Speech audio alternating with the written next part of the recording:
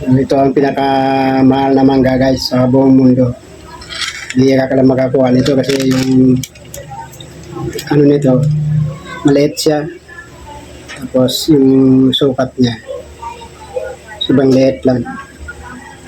Tapos ito sa isang puno, kung halimbawa naghahani kayo ng 30 na kain, yung isang kain nito na, ano, na bunga, may nahalo ito na pisik. Umato, bihira ka lang makakuha nito.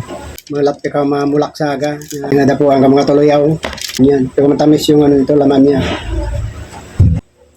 So, magandang araw sa ating mga taga-subaybay. Ito guys, so kaya natin yung pisik na mangga sa ilong ko pa. Ito ang pinakamahal na mangga guys sa buong mundo. Bihira ka lang makakuha nito kasi yung ano nito, maliit siya.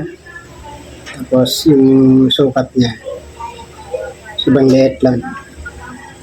Tapos ito sa isang puno, kung halimbawa naghahani kayo ng 30 na kain, yung isang kain nito,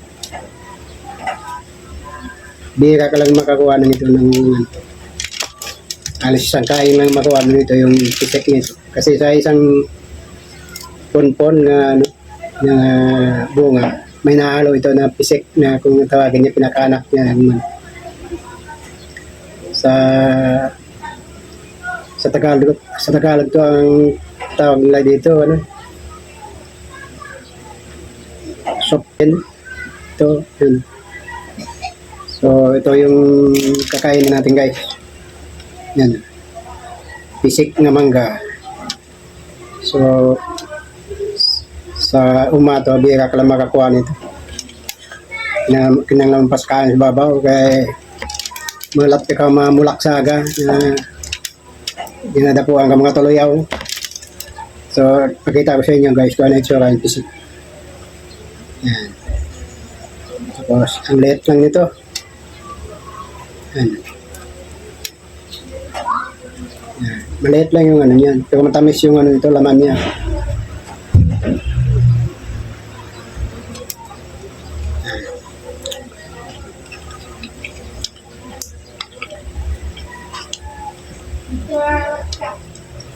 Wala ka asim-asim.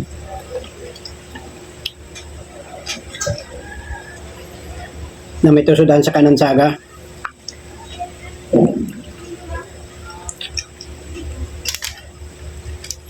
Sino nakaranas kumain ito guys, yung pisik? Comment nga nyo dyan. Kung taga-saan kayo, para ko alam ko kung saan dumating yung nakarating yung video na ito. Ito ay pinagmaliit sa lahat.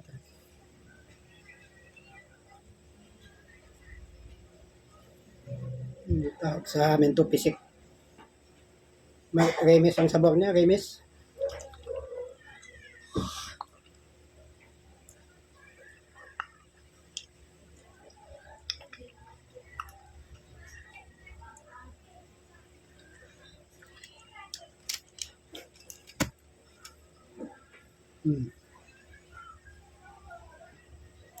Tibsol siya. Tibsol nga pisik.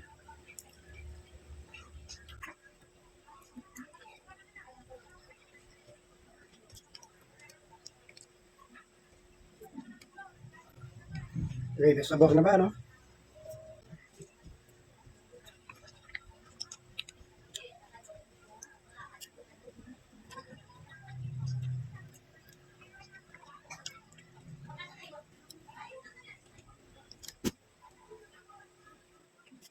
Yan, yan.